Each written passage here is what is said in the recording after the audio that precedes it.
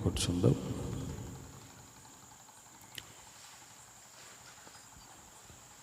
ఈ సాయంకాల వేళలో ఈ ఆరాధనకి చేరి వచ్చిన మీకు వందనాలు, స్తోత్రాలు చెల్లిస్తున్నాను. అందరూ బాగున్నారా?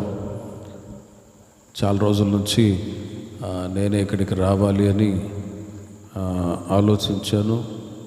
ఈ రోజు నుండి ఈ విధంగా ప్రతి సాయంత్రం అడవుల దీవిలో ఇక్కడ ఆరాధన జరగటానికి దేవుడు కృప చూపుతూ ఉన్నారు. రాబోయే రోజుల్లో ఇంకా ఈ పరిచర్యని ప్రభు ఆశీర్వదించుదురుగాక. బైబిల్ గ్రంథంలో యెషయా గ్రంథం 41వ అధ్యాయం 13వ వాక్యాన్ని మనం చదువుకుందాం. యెషయా గ్రంథం 41వ అధ్యాయం 13వ వాక్యం. నీ దేవుడనైన యెహోవానగు నేను, భయపడకుము, నేను నీకు సహాయము చేసేదను అని చెప్పుచు నీ కుడి చేతిని పట్టుకొనుచున్నాను. భయపడకుము, నేను నీకు సహాయము చేసేదను. ఈ మాట, ఈ వాగ్దానం ఈ ఫిబ్రవరి మాసములో నా దేవుడు మీ కుటుంబాలలో, మీ జీవితాలలో నెరవేర్చునుగాక. దేవుడు తన ప్రజల్ని ధైర్యపరిచేవాడు. దేవుడు తన ప్రజలకు సహాయము చేసేవాడు. ధైర్యము, సహాయము అనేది దేవుని ప్రజల జీవితాల్లో ఎంతైనా అవసరం. ఈ రోజున మానవుని యొక్క జీవితంలో కూడా ఈ ధైర్యము, సహాయము లేని పరిస్థితుల్లో ఎంతోమంది నశించిపోయి తమ ప్రాణాలు పోగొట్టుకుంటూ ఉన్నారు. చిన్న చిన్న విషయాలలో భయానికి చోటు చేసుకొని అనేకులు ఆ భయంతోనే నలిగిపోతూ చనిపోయే ప్రజలు ఉన్నారు. రైతులు ఉన్నారు, వాళ్ళకు సరైన విధంగా పంటలు పండినప్పుడు అప్పులు ఎక్కువైపోయి భయపడి చనిపోయే వాళ్ళు ఎంతోమంది ఉన్నారు. సహాయము దొరకని స్థితిలో మరి కొంతమంది ఉద్యోగస్తులు ఉద్యోగంలో ఆశీర్వాదకరంగా కొనసాగుతూ ఉన్నారు అనుకుంటే అక్కడ కూడా ఏదో ఒక విషయంలో భయం, పై అధికారుల ద్వారానో లేక కుటుంబంలో పిల్లల జీవితాల్లో వారి ద్వారానో ఇలా ఏదో ఒక రకంగా మనిషి జీవితంలో భయం అనేది వెంటాడుతూ వాళ్ళ జీవితాల్లో సహాయము దొరకని పరిస్థితుల్లో ఇబ్బందులు పడుతూ ఉన్నారు. కానీ రక్షించబడి బాప్తిసం తీసుకొని దేవుని సన్నిధికి వచ్చిన మీకు నా దేవుడు సహాయము దయచేయుదురుగాక. భయపడకుము, నేను నీకు సహాయము చేస్తానని దేవుడు తన ప్రజలతో ఈ మాట తెలియచేస్తూ ఉన్నాడు. మరి అందరూ సహాయాన్ని పొందాలి అనుకుంటే ప్రభు దగ్గరికి రావాలి, ప్రభు నమ్ముకోవాలి. కనుకనే అప్పుడప్పుడు కొన్నిసార్లు కొందరు కనిపించినప్పుడు, ఎక్కడైనా కొన్ని ప్రాంతాల్లో విజిటింగ్కి వెళ్ళినప్పుడు మా ఇంటికి వచ్చి ప్రార్థన చేయండి అన్నప్పుడు వెళ్ళి ప్రార్థన చేస్తాను. ప్రార్థన చేసిన తర్వాత మీరు ప్రభుని నమ్ముకొని మీరు రండి, దేవుడు సహాయం చేస్తాడు అంటే చాలామంది అంటారు మా మతం వేరు, మా కులం వేరు, మేము రాలేము. ప్రార్థన మాత్రం చేయించుకుంటారు, సహాయం మాత్రం పొందుకుంటారు. కానీ రాలేము అని కులకట్ల చేత, మతకట్ల చేత నశించిపోతున్న ప్రజలు ఎంతోమంది ఉన్నారు. అట్టి వారికి సహాయము చేయాలని ప్రభు ఆశపడతాడు. కానీ ఎవరికి సహాయం చేస్తాడంటే ప్రభు తన యొద్దకు వచ్చి వారికి సహాయం చేస్తాడు. కనుకనే దేవుని ప్రజలైన మనము ప్రతిసారి దేవుని యొద్దకు వచ్చి, మందిరానికి వచ్చి పాటలు పాడి ప్రార్థన చేసుకొని మనకున్న సమస్యలన్నీ ప్రభుతో చెప్పుకొని మనం గోజాడి ప్రార్థించినప్పుడు దేవుడు అంటాడు, భయపడకము, నేను నీకు సహాయము చేస్తాను అని. హల్లెలూయా. 121వ కీర్తన మొదటి 2 వాక్యాల్లో కూడా గమనించినట్లయితే కీర్తనాకారుడు సహాయము కొరకు ఎటువైపు చూస్తూ ఉన్నాడో అక్కడ తను వ్రాస్తూ ఉన్నాడు. 121వ కీర్తన మొదటి 2 చరణాలు. కొండల తట్టు నా కన్నులు ఎత్తుచున్నాను, నాకు సహాయము ఎక్కడ నుండి వచ్చును? యెహోవా వలననే నాకు సహాయము కలుగును అని కీర్తనాకారుడు దావీదు సెలవిస్తూ ఉన్నాడు. భయపడకుము, నేను నీకు సహాయం చేస్తానని వాగ్దానం చేసిన దేవుడు మరి ఎక్కడి నుంచి సహాయం వస్తుంది? కీర్తనాకారుడు ఆయన అంటాడు, కొండల తట్టు నా కన్నులు ఎత్తుచున్నాను, సహాయం అక్కడ నుండి వస్తూ ఉంది అని. అంటే మనకు కనబడే ఈ కొండలు గుట్టలు కాదు, ఫ్రమ్ జాయిన్, సియోను నుండి యెహోవా నిన్ను ఆశీర్వదించునుగాక. సియోను కొండ ఉంది, యెరూషలేము పట్టణము ఉంది. అక్కడ దేవుడు తన నివాసాన్ని ఏర్పరచుకొని ఉన్నాడు. తండ్రి కుడిపార్శ్వమున కూర్చొని తన యొద్దకు వచ్చి ఎవరైతే ప్రార్థిస్తారో, సహాయాన్ని కోరుకుంటారో అట్టి వారికి దేవుడు సహాయం చేస్తూ ఉన్నాడు. సియోను ఎత్తైన శిఖరం, అక్కడ నుండి దేవుడు తన ప్రజల్ని ఆశీర్వదిస్తూ ఉన్నాడు. గనుక కీర్తనాకారుడు పరలోకంలో ఉంటున్న తండ్రి కుడిపార్శ్వమున కూర్చొని ఉన్న యేసయ్య వైపు చూచి, కొండల తట్టు అంటే సియోను శిఖరం, ఎత్తైన పర్వత శిఖరం అంటే దేవుడు సియోనును నివాసముగా కోరుకొని ఉన్నాడు. అక్కడ నుండి దేవుడు తన ప్రజల్ని ఆశీర్వదిస్తూ ఉండగా అక్కడ నుండి వచ్చే సహాయము కొరకు కొండల తట్టు నా కన్నులు ఎత్తుచున్నాను అని ప్రభు వైపు చూచి సహాయం కొరకై వెతుకుచూ ఉన్నాడు. దేవునికి మహిమ కలుగునుగాక. కాబట్టి దేవుని ప్రజలైన మనము కూడా సహాయం కొరకు ప్రభు వైపు చూడాలి. మనుషుల వైపు చూస్తే ఏం ప్రయోజనం? కొన్నిసార్లు ఉద్యోగం కొరకు, ఏదైనా సహాయం కొరకు, మేలులు పొందాలి అని కొన్నిసార్లు అనారోగ్య పరిస్థితుల్లో కూడా మనం వైద్యుల దగ్గరికి వెళ్ళి సంప్రదిస్తామా? వాళ్ళు కూడా అంటారు, మేము చేసే ప్రయత్నాలన్నీ మేము చేసామండి, మీ దేవునికి మీరు ప్రార్థన చేసుకోండి అంటారు. అంటారా లేదా? అంటారు. వాళ్ళు కూడా సహాయం చేయలేని పరిస్థితి. జీవన మరణాలు యెహోవా వశం. మనం క్షేమంగా ఉన్నాము అంటే దేవుడు తన కృపచేతనే మనల్ని నడిపించుచూ ఉన్నాడు. మనకు ఆయుష్నిచ్చాడంటే దేవుని యొద్ద నుండియే. కాబట్టి ప్రియమైన వారలారా, ప్రతి సహాయం సియోనులో ఉంటున్న యేసయ్య దగ్గర నుండి, కొండల తట్టు మనం కనులెత్తి ప్రభు వైపు చూచి మనం సహాయం కొరకు వేడుకున్నప్పుడు ఖచ్చితంగా ఈ దిన వరకు మీకు సహాయం చేసిన దేవుడు ఇక ఈ మాసంలో రాబోయే రోజులన్నీ కూడా దేవుడు మీకు సహాయము దయచేయునుగాక. మరి ఎలా ఉంటే దేవుడు సహాయం చేస్తాడు? 54వ కీర్తన 4వ చరణంలో కీర్తనాకారుడు దావీదు ఒక మాట తెలియచేస్తూ ఉన్నాడు. 54వ కీర్తన 4వ చరణం, ఇదిగో దేవుడే నాకు సహాయకుడు, ప్రభువే నా ప్రాణమును ఆదరించువాడు అని దావీదు దేవుని యొక్క సహాయాన్ని కోరుకొని ప్రార్థిస్తూ కీర్తిస్తూ ఈ మాట తెలియచేస్తూ ఉన్నాడు. కొండల తట్టు మనం కనులెత్తి చూచి సహాయం కొరకు వేడుకుంటూ ఉన్నాం. మరి ఎలా ఉంటే ఎవరికి దేవుడు సహాయం చేస్తాడనే సంగతులు కూడా మనం తెలుసుకోవాలి. అక్కడ మొట్టమొదట దావీదు గురించి మనం చదువుతూ ఉన్నాం. ఇదిగో దేవుడే నాకు సహాయకుడు అని అంటాడు. దావీదు ఓ సాధారణమైన ఒక గొర్రెల కాపరిగా ఉండేవాడు. దేవుడు ఆయనను తీసుకుని వెళ్ళి ఇశ్రాయేలు ప్రజలకు రాజుగా అభిషేకించాడు. ప్రియమైన వారలారా, ఆ రోజు నుండి దావీదు జీవితంలో సమస్యలు, ఇబ్బందులు, పోరాటాలు ఎదురయ్యాయి. రాజుగా అభిషేకించబడిన ప్రారంభ దశలోనే, రాజుగా అభిషేకించబడ్డ తొలి దినాల్లోనే పోరాటాలు ఎదురయ్యాయి. ఫిలిస్టీయుల వైపు గొల్యాతు అనే ఒకడున్నాడు, బలాఢ్యుడు. వాడొచ్చి ఇశ్రాయేలు ప్రజల పక్షమై ఇశ్రాయేలు ప్రజలతో సవాల్ చేసి విసిరి మాట్లాడుతున్నాడు. ఇదిగో నాతో పోరాడటానికి ఎంతమంది అయినా మీరు రండి, నేను ఒక్కడిని మీతో పోరాడుతాను అంటాడు. ఇక ఆ గొల్యాతోనే ఆ బలాఢ్యంతో పోరాడటానికి ఏ ఒక్కరికి బలం సరిపోక అందరూ భయపడి దాక్కుంటూ ఉన్నారు. అక్కడ దావీదు యొక్క సహోదరులు కూడా అక్కడ యుద్ధ రంగంలో సైనికులకు పనిచేస్తూ ఉంటే వాళ్ళ నాన్న, దావీదు యొక్క వాళ్ళ నాన్న, ఒరే మీ సహోదరులన్నీ చూసి రాపోరా అని అన్నపానాలు తీసుకొని వెళ్ళి చూసిరారా అని పంపిస్తే అక్కడ వెళ్ళి చూడగా ఈ గొల్యాతు సవాలు విసురుతున్న మాటలన్నీ వినబడుతూ ఉన్నాయి. వెంటనే వాళ్ళ అన్నల దగ్గరికి వెళ్ళి, అన్నలారా మరి ఏంటి అతను అలా మాట్లాడుతున్నాడు, మీరు అందరూ ఊరికే ఉన్నారు అంటే, నీకెందుకు రా, నువ్వు చిన్నవాడివి, వెళ్ళిపో ఇంటికి, మా సంగతి నీకెందుకు, మేము బాగానే ఉన్నాం, వెళ్ళిపో అని దావీదుని పంపించడానికి ప్రయత్నం చేస్తూ ఉన్నారు. కానీ ఆ బలాఢ్యుడిగా, ఫిలిస్టీయుడిగా, శత్రువుగా ఉన్నటువంటి అతను భయంకరంగా మాట్లాడుతూ ఉన్నాడు. ఇదిగో నాతో పోరాటానికి ఎవరైనా వస్తారా, రండి, మిమ్మల్ని అంతు తేలుస్తాను, చూసుకుంటాను అంటాడు. భయంకరంగా మాట్లాడుతున్న సమయంలో దావీదు అంటాడు, సున్నతి లేని ఫిలిస్టీయుడు అలా మాట్లాడుతూ ఉంటే మీరు ఎందుకు మౌనంగా ఉన్నారు, మీకు ఎవరికి రోషం రావట్లేదా, ఇదిగో నేను వెళ్ళి పోరాడుతాను అని వాళ్ళ అన్నలతో అంటాడు. వాళ్ళు, మరి నీకెందుకురా, నువ్వు చిన్నవాడివి, వాడితో పోట్లాట నీకెందుకురా అని పంపించడానికి ప్రయత్నం చేస్తూ ఉన్నారు. అయినా కూడా ఒప్పుకోక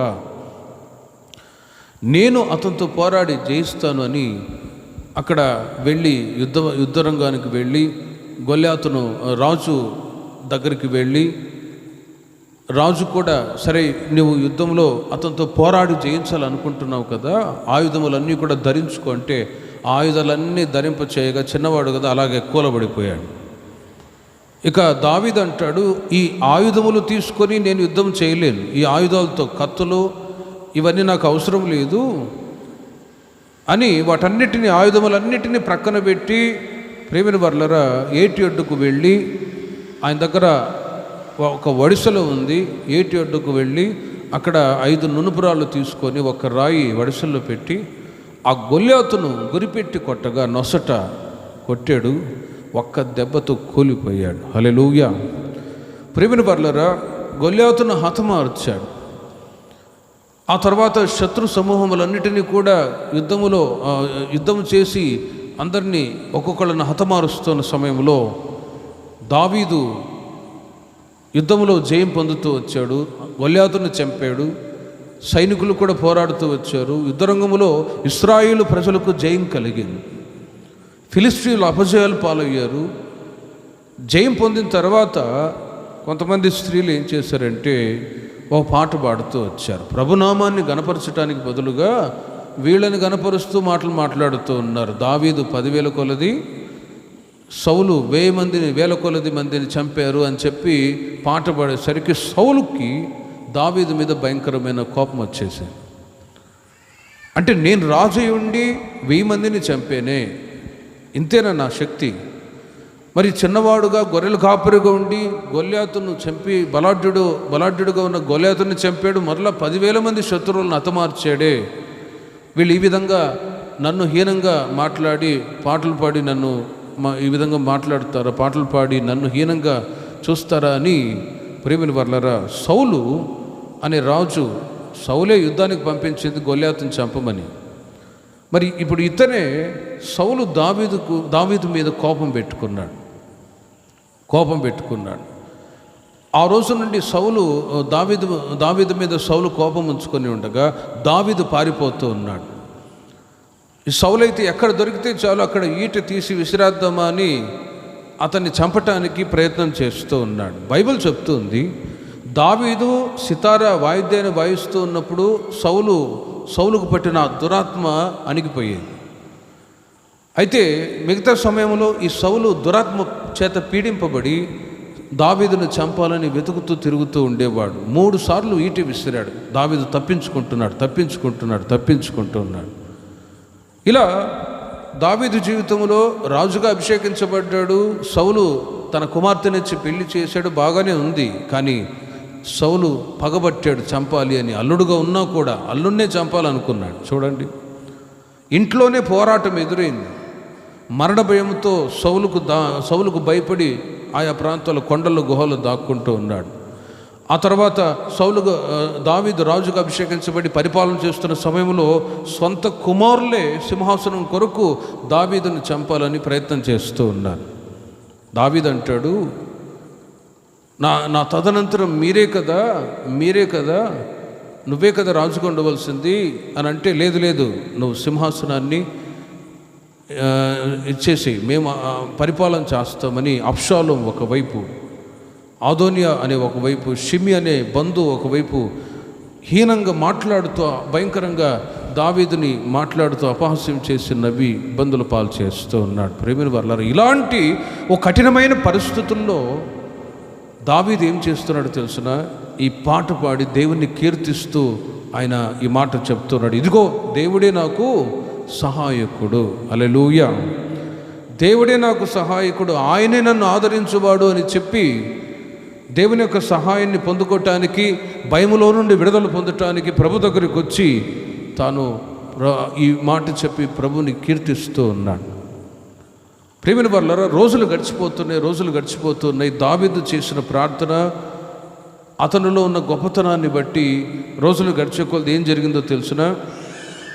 సౌలు అనుదినము దావీదును చంపాలని వెతుకుతూ తిరుగుతూ ఉన్నాడు. సమూయేలు మొదటి గ్రంథం 23వ అధ్యాయము 14 వాక్యాన్ని మీరు చూడండి. సమూయేలు మొదటి గ్రంథం 23వ అధ్యాయము 14 వాక్యములు మీరు గమనించినట్లయితే, సౌలు అనుదినము అతని వెదికినను, అయితే దావీదు అరణ్యములో కొండ స్థలముల యందును పర్వతమందును, చూడండి, పర్వతమందును కొండల్లో అక్కడ ఉండి నివాసం చేయొచ్చు, దేవుడే నాకు సహాయకుడని పాట పాడి అక్కడ కీర్తిస్తూ ఉన్నాడా? చూడండి, సౌలు అనుదినము అతని వెదికినను, దేవుడు సౌలు చేతికి అతనిని అప్పగించలేదు. హల్లెలూయా. ప్రియమైన వారలారా, ఆలోచించండి. భయపడకుము, నేను నీకు సహాయం చేస్తానని ప్రభు వాగ్దానం చేశాడు. మరి సహాయం కొరకు కొండల తట్టు ప్రభు వైపు చూచి మనం సహాయాన్ని అడిగినప్పుడు దేవుడు తన ప్రజలైన మనకు సహాయము దయచేదురుగాక. ఎక్కడికెక్కడికో వెళ్ళి సహాయాన్ని వెతకన అవసరం లేదు. దావీదు, ఇదిగో దేవుడే నాకు సహాయకుడు అని ప్రభు మీద ఆధారపడి ప్రభుని నమ్ముకొని ప్రభు చేసే కార్యం కొరకు ఎదురు చూస్తూ ఉన్నాడు. శత్రువైన సౌలు చంపాలని వెతుకుతున్న సమయంలో కూడా దేవుడు సౌలు చేతుల్లో పడకుండా దావీదుని తప్పించి కాపాడుతూ ఉన్నాడు. ఓ సందర్భాన్ని ఏం జరిగిందంటే, సౌలును దావీదుని చంపాలని వెతుకుతూ ఉన్నాడా, ఓసారి దావీదు చేతికి సౌలు దొరికిపోయాడు. ఇప్పుడు చంపొచ్చు, కానీ చంపలేదు. దేవుని చేత అభిషేకించబడ్డ ఈ సౌలుని నేను చంపను అని వదిలేశాడు దావీదు. ఆ సమయంలో ప్రియమైన వారలారా, సౌలు ఒక మాట అంటాడు. సమూయేలు మొదటి గ్రంథం 24వ అధ్యాయము 17 వాక్యము నుండి మీరు చూడండి.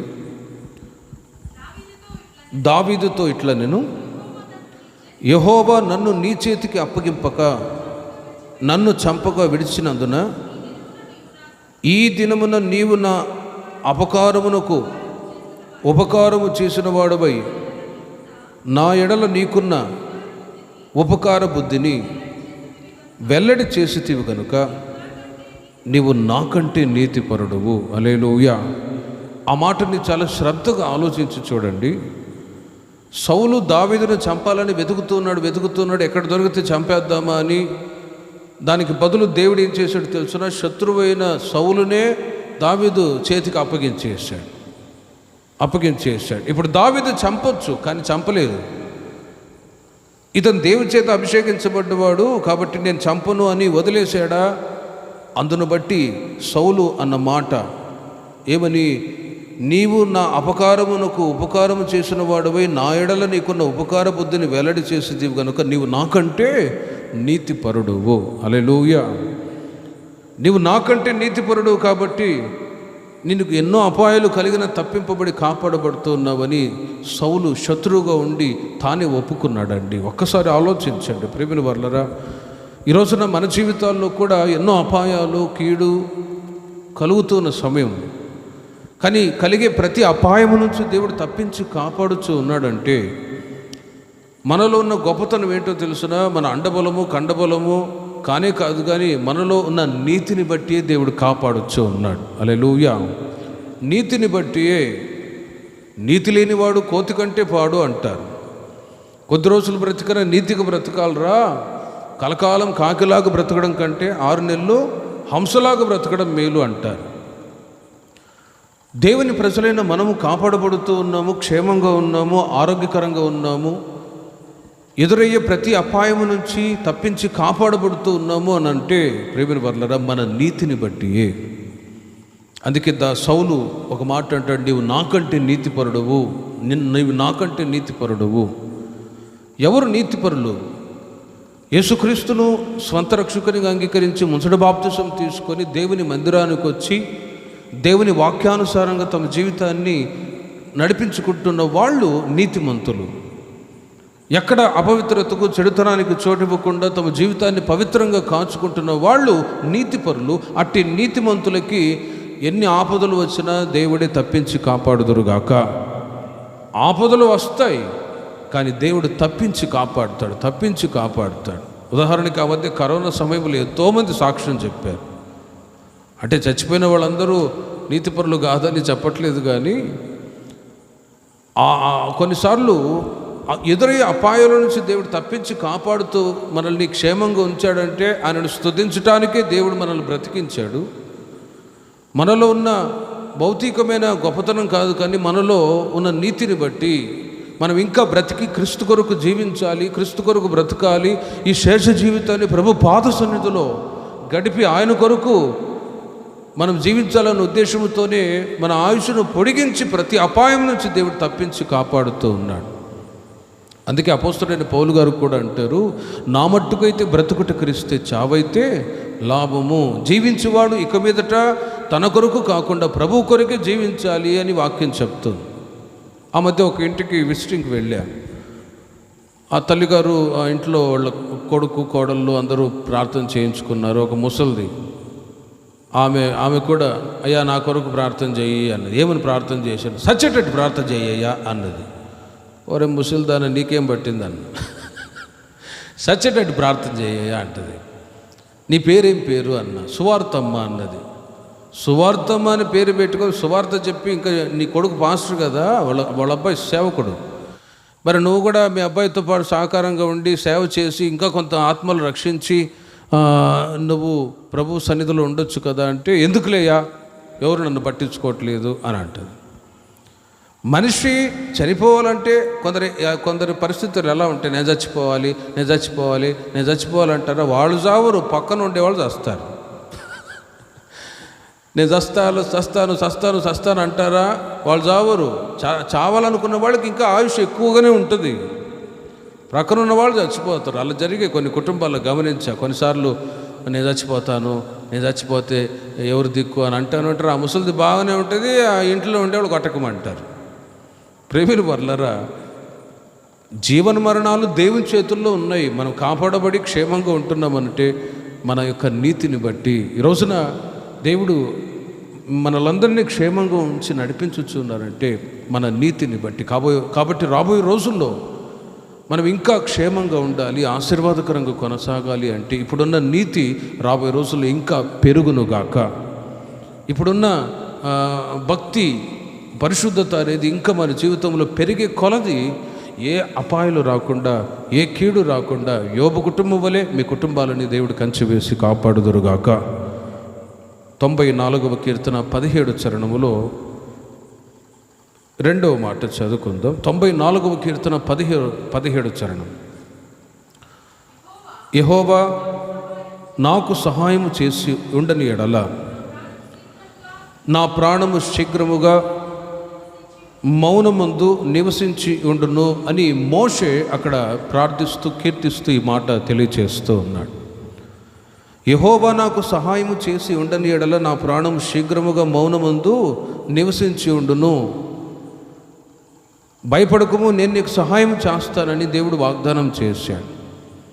మరి దేవుని యొద్ద నుండి సహాయం పొందుకొని క్షేమంగా ఉండాలి అంటే ఇంకా మనలో ఉంటున్న నీతి ఇంకా పెరుగునుగాక.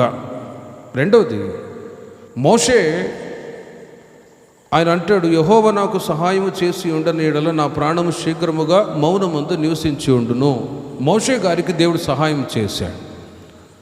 మోషే గురించి బైబిల్లో మనం చదువుతూ ఉన్నాం. ఆయన ఐగుప్తు దేశంలో ఫరో కుమార్తె యొక్క కుమారుడు అని పిలువబడి పెంచబడుతూ ఉన్నాడు. కొన్ని రోజుల తర్వాత మోషే వాళ్ళ తల్లి దాదిగా ఉండి సొంత కుమారుణ్ణి ఫరో కుమార్తె పెంచమని చెప్తే, వాళ్ళ అమ్మే దాదిగా ఉండి సొంత కుమారుడైన మోషేని పెంచి పెద్దవాడిని చేసింది. ఒక 16 సంవత్సరాల వయసు రాగానే బుద్ధి వచ్చినప్పుడు వాళ్ళ అమ్మ చెప్పింది, నాయనా నువ్వు ఐగుప్తీయుడివి కాదు, నువ్వు హెబ్రీయుడివి. మనం హెబ్రీయులము, ప్రభు బిడ్డలము, ప్రభు మార్గంలో నడిపించబడుతూ ఉన్న వాళ్ళమని వాళ్ళ తల్లి మోషేకు తెలియచేసింది. అప్పుడు మోషే నేను ఫరో కుమారుడను కాను, హెబ్రీయుడను అని గుర్తెరిగి, ఐగుప్తు దేశంలో ఇశ్రాయేలు ప్రజలు బానిసలుగా ఉండి నలిగిపోతున్నారు కదా, మరి వారిని విడిపించటానికి నేను వెళ్ళాలి, వీళ్ళు నా ప్రజలే కదా అని మోషే ఆలోచిస్తూ ఉన్నాడు. ఒక యుక్త వయసు వచ్చినప్పుడు దేవుడు ఒక పొదలో గొర్రెలు కాచుకుంటున్న సమయంలో దేవుడు దర్శించాడు. మోషే మోషే అని 2 సార్లు పిలిచాడు. పిలిచి, ఇదిగో నీవు నా ప్రజలైన ఇశ్రాయేలు ప్రజల్ని విడిపించడానికి నాయకత్వం వహించి వారిని ఐగుప్తులో నుండి తీసుకొని రావాలి అని చెప్పాడు. అప్పుడు మోషే అంటాడు, ప్రభు నేను నత్తివాన్ని, నా వల్ల కాదు. ఎందుకంటే ఇశ్రాయేలు ప్రజల పరిస్థితులన్నీ ముందుగా చూశాడు. ఏదో వాళ్ళని విడిపించడానికి నాయకుడు ఉండాలని ఆశ, కానీ వాళ్ళ పరిస్థితులన్నీ చూసి అమ్మో ఈ ప్రజలు నేను నడిపించడం నా వల్ల కాదు ఆలోచించి, ప్రభు నా వల్ల కాదు అన్నాడు. లేదు లేదు, నువ్వే నాయకుడిగా ఉండి ప్రజలు నడిపించాలి అంటే నా వల్ల కాదయ్యా, నేను నత్తివాన్ని అంటాడు. నత్తివాన్ని అంటాడు. అయినా పర్వాలేదు, నీకు నోటికి నోరుగా ఉండేటట్లు నీ అన్నయ్యన అహరోన్ని నేను ఏర్పాటు చేస్తాను, అతడు నీ పక్షమై ఉండి ఫరోతో మాట్లాడుతాడు. మొత్తానికి దేవుడు వదలలేదు. ఇశ్రాయేలు ప్రజలకు నాయకుడుగా మోషే ఎన్నిక చేయబడ్డాడు. వాళ్ళ అన్న అహరోను ఉన్నాడు, వాళ్ళ అక్క మిర్యాము కూడా ఉంది. ఇశ్రాయేలు ప్రజలందరూ వాళ్ళు ఐగుప్తులో బానిసలుగా ఉంటే మోషే ఫరో ఎదుట 10 రకములైనటువంటి అద్భుతాలు చేసి ఇశ్రాయేలు ప్రజల్ని విడిపించాడు. ఫరో యొక్క జ్యేష్ఠ కుమారుడు చనిపోయిన తర్వాత ఇశ్రాయేలు ప్రజల్ని ఐగుప్తులో బానిసలుగా ఉన్న వారిని మీరు వెళ్ళిపోయి మీ దేవుని ఆరాధించుకోండి అని చెప్పి వదిలేశారు. అప్పుడు మోషే అహరోను ఇశ్రాయేలు ప్రజలందరినీ తీసుకొని ప్రభుని ఆరాధించడానికి కనాన్ దేశానికి బయలుదేరి వెళ్తూ ఉన్నారు. అలాంటి పరిస్థితుల్లో మోషే ప్రేమిని వర్లరా ఈ మాటలు చెప్పి దేవుణ్ణి కీర్తిస్తూ ప్రార్థిస్తూ ఈ మాటలు తెలియచేస్తాడు. ఏ సందర్భంలో అంటే 25-20 లక్షల మంది ప్రజల్ని నడిపించాలంటే ఎంత ఎంత ఎంత కష్టంగా ఉంటుందో ఆలోచించాడండి. కుటుంబంలో ఒక 2-3 పిల్లల్ని పోషించి వాళ్ళని ఒక స్థితిలోనికి తీసుకొని రావాలంటే చాలా కిందేసి కాళ్ళు పైకి లేపితే తప్ప ఎన్ని కష్టాలో ఎన్ని ఇబ్బందులో. మోషే అందుకే 20-25 లక్షల మంది ప్రజల్ని ప్రభువాన్ని నడిపించలేని నా వల్ల కాదు అన్నాడు. అయినా కూడా నువ్వే రావాలి. ప్రేమిన వర్లరా, మోషే ఇశ్రాయేలు ప్రజల్ని నడిపించుచున్న సమయంలో ఫ్రమ్ ఈజిప్ట్ టు కానాన్ యెరూషలేం ప్రాంతానికి వెళ్ళినప్పుడు నేను చూసా, ఐగుప్తు నుండి ఇశ్రాయేలు ప్రజలు కనాన్ దేశానికి చేరాలి అంటే ఆనాడు 40 సంవత్సరాలు పట్టింది వాళ్ళ ప్రయాణం. ఇప్పుడైతే యెరూషలేంలో ఒక 6-7 గంటలకి వెళ్ళిపోయాము అక్కడ చూడటానికి ఆ ప్రాంతాలు. ఆ రోజుల్లో కాలినడక చేత వాళ్ళు 40 సంవత్సరాలు ప్రయాణం చేస్తున్న సమయంలో వాళ్ళు ఒక్కొక్క చోట దిగి అక్కడ నివాసం ఉంటున్న స్థలాల్లో మోషేని ఎన్నిసార్లు విసిగిచ్చారో. ఓ చోటికి వచ్చారు, మారా అనే చోటికి. అక్కడ నీళ్లు ఉన్నాయి కానీ తాగటానికి వెళ్తే ఆ నీళ్లు చేదుగా ఉన్నాయి. మోషే, ఐగుప్తులో ఉన్నప్పుడే మేము బాగున్నాం, నీళ్లు ఉన్నాయి, ఇక్కడ మాకు నీళ్లు ఉన్నా కూడా ఈ నీళ్లు చేదుగా ఉన్నాయి, మేమేం తాగాము, మాకు ఇప్పుడు నీళ్లు తెచ్చిపెట్టు అని సణుగుతూ గొణుగుతూ ఉన్నారు. ప్రేమిని వర్లరా, మోషే ప్రభువా వీళ్ళకి నీళ్లు లేకపోతే నన్ను చంపేటట్టున్నారు అని ఏం చేయాలి అని ప్రార్థన చేస్తే దేవుడు ఏం చేశాడంటే ఒక చెట్టును చూపించాడు. ఆ చెట్టుని తీసుకొని వెళ్ళి నీవు నీళ్ళలో వేయని చెప్తే ఆ చెట్టును నీళ్ళలో వేయగా మారా నీళ్లు మధురములాయును. హల్లెలూయా. చూడండి, నీళ్లు లేకపోయినా విసిగించారు, వెంటనే ప్రార్థన చేశాడు. సరే, నెక్స్ట్ అరణ్యాత్రలో వెళ్తూ ఉన్నారా, ఇంకో చోట ఆహారం లేదు. మోషే మాకు ఆహారం కావాలి. ఏదో ఒకళ్ళు ఇద్దరైతే ఏదో చేసేవాడేమో కానీ 20-25 లక్షల మంది ప్రజలకి ఆహారం ఎట్లా? ఒక్కసారి ఆలోచించండి. అందుకే భూమి మీద ఉన్న మనుషులందరికంటే మోషే సాత్వికుడు అని, అతని వంటి సాత్వికుడు పుట్టబోడు అని మోషే గురించి అంత పవర్ఫుల్ మాట దేవుడు చెప్పాడు. 20-25 లక్షల మంది ప్రజల్ని నడిపిస్తూ నీళ్లు లేకపోయినప్పుడు ప్రార్థన చేస్తే దేవుడు ఆ మారా నీళ్లను మధురముగా మార్చాడు. ఇంకో చోటుకు వెళ్తే అక్కడ బండను చీల్చి అక్కడ నుండి నీటి ఊటను ఉపగజేస్తే వాళ్ళు నీళ్లు త్రాగి మరల ప్రయాణం చేశారు. ఆహారం లేకపోతే మాకు ఆహారం కావాలి అంటే ప్రభు దగ్గర అడిగాడు, ప్రభు వీళ్ళకి ఆహారం కావాలి, ఏం చేయాలంటే మోషే ప్రార్థన చేయగా ఆకాశము నుండి మన్నా అని దేవుడు కురిపించాడు. హల్లెలూయా. మన్నా దేవుడు కురిపించాడు. మన్నా, వాట్ ఈస్ మన్నా? ఏంటి మన్నా అంటే ఉదయాన్నే తెల్లవారు సమయంలో ఆ మంచు ఇప్పుడు పడుతుంది చూడండి చుట్టుపక్కల, ఆ మంచులాగా కొత్తిమీర గింజలాగా అంతంత గింజలు పడేవి భూమి మీద, అవి ఏరుకొని ఆహారంలాగా తినేవాళ్ళు. అది దేవదూతల ఆహారము అని కీర్తనల్లో రాయబడి ఉంది. దేవదూతల ఆహారం అది. మంచులాగా చిన్న చిన్న గింజలు, అవి కొత్తిమీర గింజలాగా అవి పడుతూ ఉంటే వాటిని పాత్రలో వేసుకొని ఆహారంలాగా తినేవాళ్ళు. వాటి ద్వారా ఆరోగ్యము క్షేమం కలిగి రోజులు గడిచే కొలది ఒకసారి ఏం చేశారంటే మోషే ఆకాశము నుండి దేవుడు మన్నాను కురిపించాను, మన్నా అని చెప్పావు కదా, ఈ మన్నా తిని తిని తిని మాకు నోరు సప్పబట్టిపోయింది, మాకు మాంసం కావాలన్నారు. మాంసమా? 2-3కైతే ఏదో 1 కేజీ 2 కేజీలు అనుకోవచ్చు. 20-25 లక్షల మందికి మాంసం ఎక్కడ ప్రభువా? వీళ్ళకి మాంసం ఇవ్వకపోతే నన్నే కైమా చేసి తినేటట్టున్నారు, ఏం చేయాలని చెప్పి మోసే ప్రార్థన చేస్తే ప్రేమని వాళ్ళ ఆకాశము నుండి పూరేళ్ళని పంపించాడు. పూరేళ్ళు ఉన్నాయి. ఆ పూరేళ్ళను పంపిస్తే అవి పంపించగానే అవన్నీ పట్టుకొని కాల్చుకొని తినడం ఒక్కొక్కళ్ళు ఇష్టం వచ్చినట్లుగా పొట్ట నిండి తింటే పర్వాలే, పీకల దాకా తింటే పర్వాలేదు. ఇంకా వాళ్ళకి మాంసాపేక్షలై తిని తిని తిని తిని బైబిల్లో రాయబడి ఉంది, ముక్కుల్లో చెవుల్లో కళ్ళలో నుంచి కూడా మాంసం బయటకు వచ్చి చచ్చిపోయారు చాలామంది. అందుకే కీర్తనలో ఒక మాట రాయబడింది, వారు కోరినది దేవుడు వారికి అనుగ్రహించను, కానీ వారి ప్రాణానికి క్షణత కలగజేస్తును అని రాయబడి ఉంది. ఇలా ఇశ్రాయేలు ప్రజల్ని అరణ్యములో నడిపించుచున్న సమయంలో పడరాని బాధలు పడి వాళ్ళు విసిగిస్తున్న సమయంలో, మోషేని బాధ పెడుతున్న సమయంలో ఓసారి దేవుడు అంటాడు, ఇదిగో మోషే, నీవు నా సేవకుడివి, ఈ ప్రజలు నిన్ను బాధ పెడుతున్నారు, ఇబ్బంది కలుగజేస్తున్నారు, సరే వీళ్ళని చంపేస్తాను అంటాడు దేవుడు.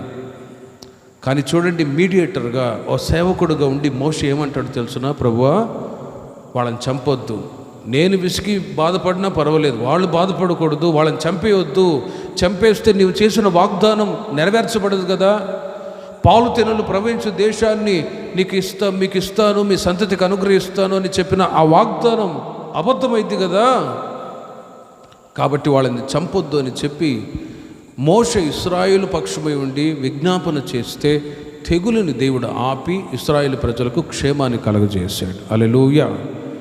చూడండి, సంఘం మధ్యలో సేవకుల యొక్క పాత్ర ఎంత ఉంది అంటే, ఓ సేవకుడు ప్రార్థించినప్పుడు, మోషే ప్రార్థించినప్పుడు ఇశ్రాయేలు ప్రజలు వాళ్ళు సంహరింపబడకుండా కాపాడబడ్డారు. కానీ అలాంటి ప్రతికూల పరిస్థితుల్లో మోషే ఏం చేస్తాడు? ప్రార్థన చేయడం, స్తుతించడం తప్ప. అందుకే ఆయన అంటాడు, యెహోవా నాకు సహాయము చేసి ఉండని ఎడల నా ప్రాణము శీఘ్రముగా మౌనమందు నివసించి ఉండును. నేను ఎప్పుడో చనిపోయి మౌనంగా నివసించి ఉండంటే ఇక నేను చచ్చిపోయి ఉండేవాడిని, నీవు నాకు సహాయం చేసి ఉండని ఎడలా అని.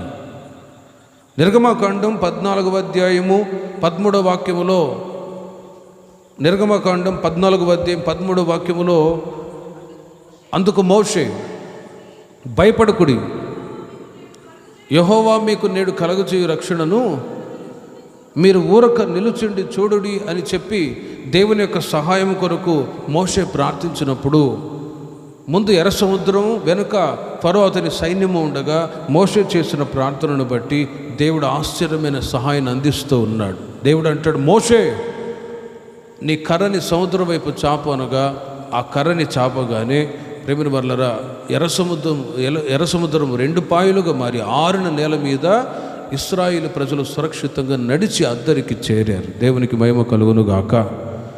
ఈ విధంగా దేవుడు మోషేకు సహాయం చేస్తూ వచ్చాడు. ఎలాంటి పరిస్థితుల్లో దేవుడు తన ప్రజలకు సహాయం చేస్తాడంటే, కఠినమైన పరిస్థితుల్లో, ఇబ్బందికరమైన పరిస్థితుల్లో మనం కొనసాగుతూ ఉన్నప్పుడు దేవుని తన ప్రజలైన మనల్ని ఆయన చేయి విడిచిపెట్టేవాడు కాదు. కొరింథీ సంఘానికి పౌలు గారు కూడా ఒక మాట చెప్తాడు. ఏంటంటే, నేను అధికముగా అతిశయపడకుండా నిమిత్తం నా శరీరంలో ఒక ముళ్ళు పెట్టబడి ఉన్నది, ఆ ముళ్ళు తొలగిపోవాలని ముమ్మారు ప్రార్థన చేసుకున్నాడు. ప్రభువా, నా శరీరంలో ఉంటున్న ఈ ముళ్ళు తొలగించు అని ముమ్మారు ప్రార్థన చేస్తే దేవుడు అంటాడు, నా సన్నిధి నీకు, నా కృప నీకు చాలును. హల్లెలూయా. నా కృప నీకు చాలును అని చెప్పి పౌలు గారిని దేవుడు ధైర్యపరిచాడు. ప్రేమిన వర్లరా, ఒక్కసారి ఆలోచించండి. మనిషి జీవితంలో కష్టాలు, శ్రమలు, ఇబ్బందులు ఇవి మేలు కొరకే ఉద్దేశిస్తాడు. కొన్నిసార్లు కొందరు అంటారు, మేము కష్టాల్లో, సమస్యల్లో ఎందుకు చిక్కుకోవాలి, ప్రభు మార్గంలో నడిపించబడుతున్నాము కదా, మాకెందుకు పోరాటాలు, సమస్యలు రావాలి అని అంటారు. కానీ ఒక శ్రమ, ఒక ఇబ్బంది మనిషికి కలిగితేనే మాట వింటారు, ప్రభు దగ్గరికి వస్తారు. అన్నీ అనుకూలంగా ఉంటే మాట వింటామా అండి? వినం. ఏదైనా ఒక శ్రమ రాగానే ప్రభువా, యేసయ్యా, దేవుడా అని ఆ మాట వచ్చిద్ది. అన్నీ అనుకూలంగా ఉంటే ప్రభువా నీ స్తోత్రం, నాకు ఆత్రం అంటారు. అందుకే ఒక శ్రమ, ఒక ఇబ్బంది, కానీ ఆ శ్రమంలోనే కృంగిపోయేటట్లు దేవుడు చెయ్యడు. బై ప్రేయర్, ప్రార్థన చేసుకునేటట్లు చేసి ప్రభు దగ్గర మొరపెట్టి ఆయన సహాయాన్ని పొందుకొని మనము క్షేమంగా ఉండేటట్లు దేవుడు కృపను దయచేయుదురుగాక. గనుకనే ప్రియమైన వాళ్ళరా, ముళ్ళు అనగా ఒక శ్రమ, కష్టం మన జీవితాల్లో కూడా ఎదురవుతాయి. కానీ దానికి పరిహారం ఏంటంటే ఖచ్చితంగా ప్రార్థనే మనకు పరిహారం. ప్రభు దగ్గర సహాయం అడిగి మనం ప్రార్థించినప్పుడు మనకు ఎదురయ్యే ప్రతి ముళ్ళు లాంటి శ్రమలు, కష్టాల నుంచి నా దేవుడు విడుదల దయచేయుదురుగాక. మార్కు సువార్త 5వ అధ్యాయము 41వ వాక్యాన్ని మీరు చూడండి. మార్కు సువార్త 5వ అధ్యాయం 41వ వాక్యం. ఓసారి యాయిరు అనే ఆయన కుమార్తె బలహీనత, ఆమె చనిపోయింది, అనారోగ్యంతో చనిపోయింది. ఆ చిన్నదాన్ని చేయి పట్టి తబితా కుమి అని చెప్పాను. ఆ మాటకు చిన్నదానా లెమ్మని నీతో చెప్పుచున్నాను. ఓసారి యేసుక్రీస్తు వారు ఒక యాయిరు అనే వ్యక్తి ఇంటికి తీసుకొని వెళ్తూ ఉన్నాడు. బోధకుడా, నా కుమార్తె చావు సిద్ధమై ఉంది, దయచేసి మీరు వచ్చి ప్రార్థన చేయండి, నా కుమార్తె చచ్చిపోయేటట్లుంది అన్నాడు. యేసుప్రభు వారు ఇక ఆయన యేసుప్రభుని తీసుకొని వస్తున్న సమయంలోనే అంతలోపే చనిపోయింది. యేసుప్రభు రాగానే వాళ్ళందరూ, బంధువులు, అక్కడ చేరి వచ్చిన వాళ్ళందరూ కూడా, చూడటానికి వచ్చిన వాళ్ళందరూ కూడా, ఇదిగో ఆయన ఎందుకు ఇబ్బంది పెడతారు, ఆమె చచ్చిపోయేది, పంపించేసేది అని అందరూ గొల్లున నవ్వుకొని ఒక రకంగా మాట్లాడుతూ ఉన్నారు. యేసయ్య అంటాడు, ఇదిగో ఆమె చనిపోలేదు, నిద్రించుచున్నదే, కాబట్టి ఆ అమ్మాయిని నేను లేపుతాను, ఆమె చనిపోయిన స్థితి నుండి మరలా జీవములోనికి దాటింప చేస్తాను అని ఆ చిన్నదాని దగ్గరికి వెళ్ళి అందరినీ బయటికి పంపించేసి ఈ మాట అంటాడు. 48వ వాక్యంలో కూడా మీరు చూడండి. చిన్నదానా భయపడకుము అని చెప్పి ఆ చిన్నదాన్ని బ్రతికింప చేశాడు. 48వ వాక్యంలో 5వ అధ్యాయం 48, 41వ వాక్యంలోనే చేయి పట్టి చెప్పెను. ఆ మాటకు చిన్నదానా లెమ్మని నీతో చెప్పుచున్నాను అనేను. ఆ క్రింది వాక్యంలోనే మీరు చదువుకుంటూ వస్తే వెంటనే ఆ చిన్నది లేచి నడవసాగెను. ఆమె 12 సంవత్సరముల ప్రాయము గలది. 12 సంవత్సరముల ప్రాయము గలది. ప్రేమిన వర్లారా, సమాజ మందిరపు అధికారి యొక్క కుమార్తె ఆమె ఆనాడు బాగుపడింది. అయితే అందులో ఒక్క మాట ఉంది. 36వ వాక్యాన్ని మీరు చూడండి. యేసు వారు చెప్పిన మాట లక్ష్య పెట్టక, భయపడకుము, నమ్మిక మాత్రం ఉంచుమని సమాజ మందిరపు అధికారితో చెప్పాను. నమ్మిక మాత్రం ఉంచుము. సహాయం కావాలి, మనం ఆరోగ్యంగా ఉండాలి, క్షేమాన్ని పొందాలి అని అంటే ప్రేమిన వర్లారా, నమ్మిక మాత్రము ఉంచుము అంటాడు. నమ్మువానికి సమస్తము సాధ్యము. విశ్వాసం అనగా నిరీక్షించు వాటి యొక్క నిజ స్వరూపం. విశ్వాసము అంటే నిరీక్షించు వాటి యొక్క నిజ స్వరూపం అని హెబ్రీయులకు రాసిన పత్రిక 11వ అధ్యాయం 1వ వాక్యములో రాయబడి ఉంది. అందుకే యాయిరు కుమార్తె తండ్రితో అంటాడు, ఇదిగో నమ్మిక మాత్రం ఉంచుము. ఆ నమ్మకంతోనే ప్రభుని తీసుకుని వచ్చాడు. ప్రేమిన వర్లారా, ఆ చిన్నదాన్ని, చనిపోయినటువంటి ఆ చిన్నదాన్ని మరలా సజీవ లెక్కలో ఉంచి నడిపించాడు. దేవునికి మహిమ కలుగును గాక. కాబట్టి ప్రేమిన వర్లారా, మన జీవితాల్లో కూడా అనారోగ్య పరిస్థితుల్లో, సమస్యల్లో, ఇబ్బందులు చిక్కుకున్నప్పుడు విశ్వాసంతో ప్రార్థన చేయాలండి. తోమాతో యేసు ప్రభువారు అంటారు, తోమా నువ్వు చూచి నమ్మేవు, చూడక నమ్మిన వాళ్ళు ధన్యులు. ఇక్కడ వాక్యాలు ఉన్నాయి, ప్రభు ఉన్నాడు, ఆయన చూచేవాడు, పలికేవాడు, మాట్లాడేవాడు అని మనం విశ్వసిస్తూ ఉన్నాం అంతే. ఇక్కడైతే యేసు ప్రభు బొమ్మను మరియమ్మ బొమ్మను పెట్టి మనం పూజించట్లేదు. విశ్వాసం లేకుండా దేవునికి ఇష్టలై ఉండుట అసాధ్యమైన వాక్యం చెప్తుంది. బై ఫెయిత్, విశ్వాసాన్ని బట్టి దేవుడు మనకు కావాల్సిన ప్రతి సహాయాన్ని దేవుడు సమృద్ధిగా దయచేదురుగాక. అనారోగ్య పరిస్థితుల్లో ఉన్నా కూడా ప్రభు దగ్గర అడిగి మొరపెట్టే అనుభవం. మునపమితో చెప్పినట్లుగా కొన్నిసార్లు డాక్టర్ల దగ్గరికి వెళ్ళినా కూడా వాళ్ళు అంటారు, మా ప్రయత్నాలన్నీ మేము చేసామండి, మీ దేవుణ్ణి మీరు ప్రార్థన చేసుకోండి అంటారు.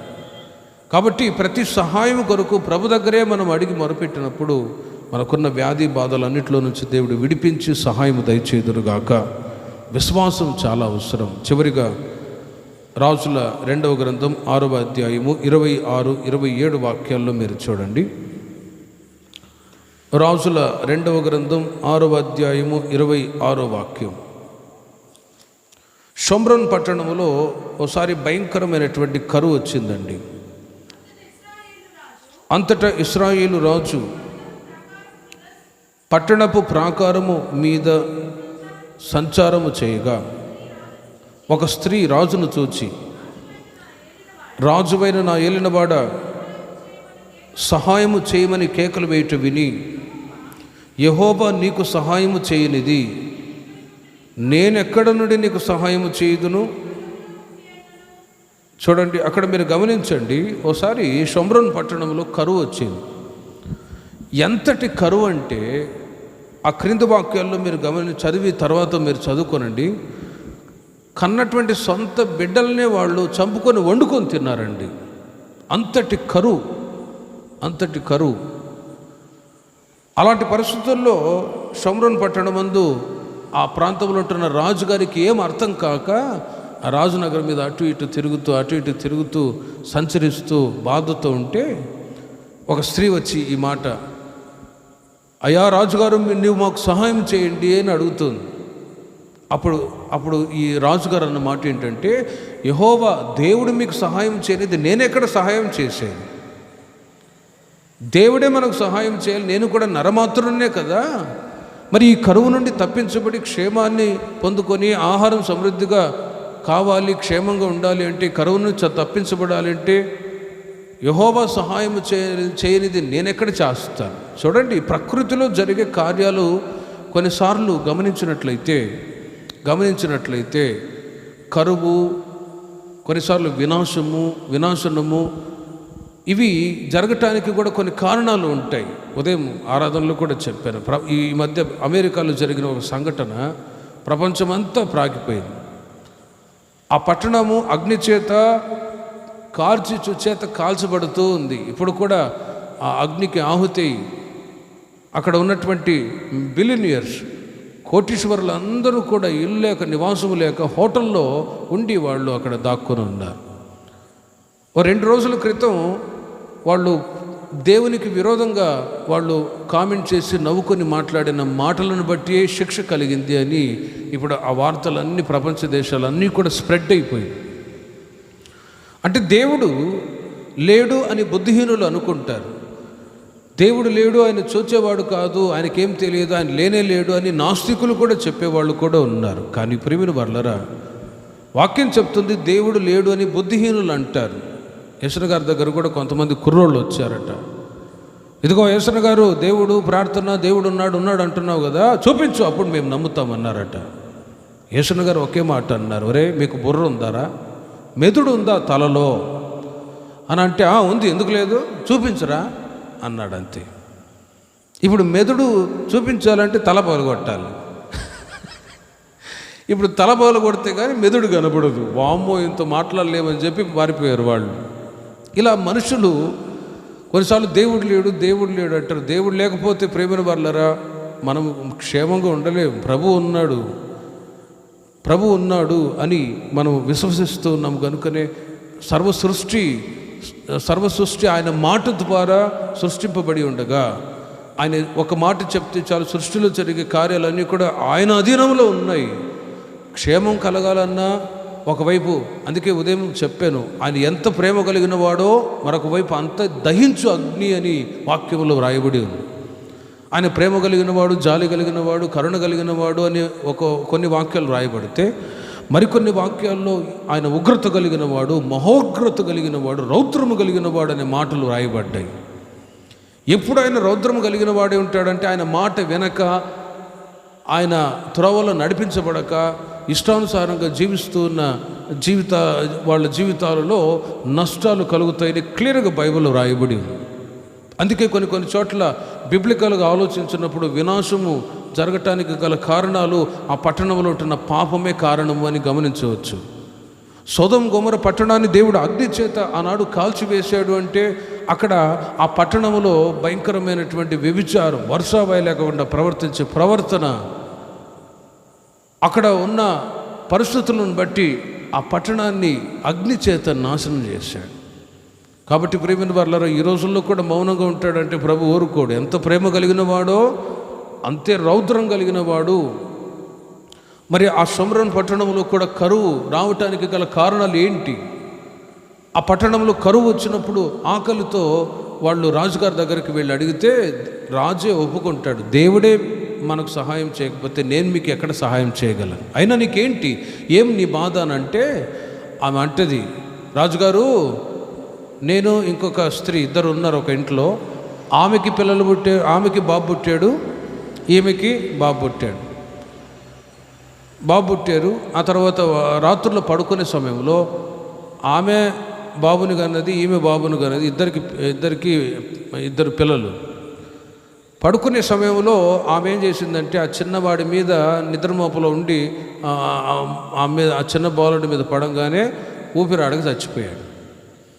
ఆమె ఏం చేసిందంటే తెలివిగా ఆ చనిపోయిన బాబుని తీసుకొచ్చి ఈమె దగ్గర పడుకోబెట్టి, బ్రతికిన బాబుని తీసుకొచ్చి ఆమె తన దగ్గర పడుకోబెట్టింది.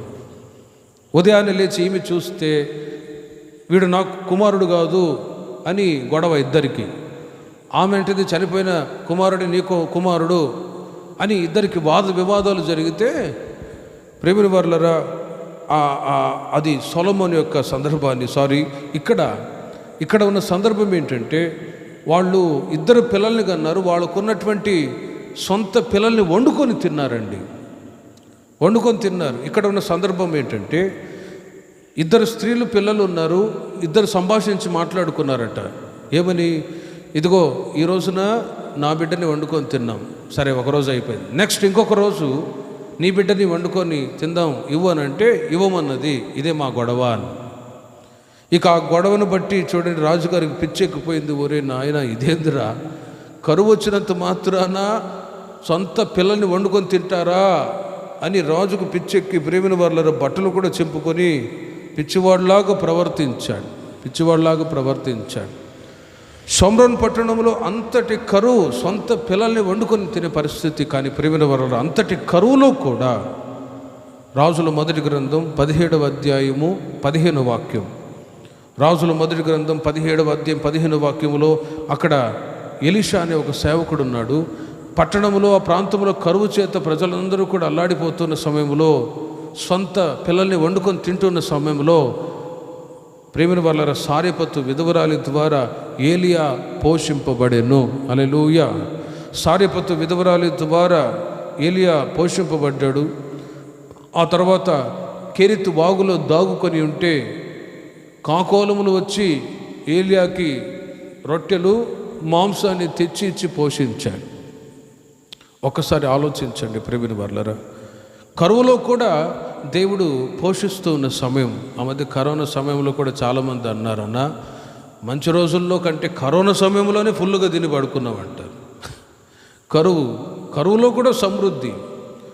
కాబట్టి ప్రేమిన వారలారా, దేవుడు ఈ మాసమంతయు కూడా మీకు, మీ పిల్లలకు, మీ కుటుంబానికి సహాయం దయచేయునుగాక. ప్రార్థన చేసుకుందాం. విన్న వాక్యాన్ని బట్టి ఒక 2 నిమిషాలు ప్రార్థన చేసుకొని ముగించుకుందాం.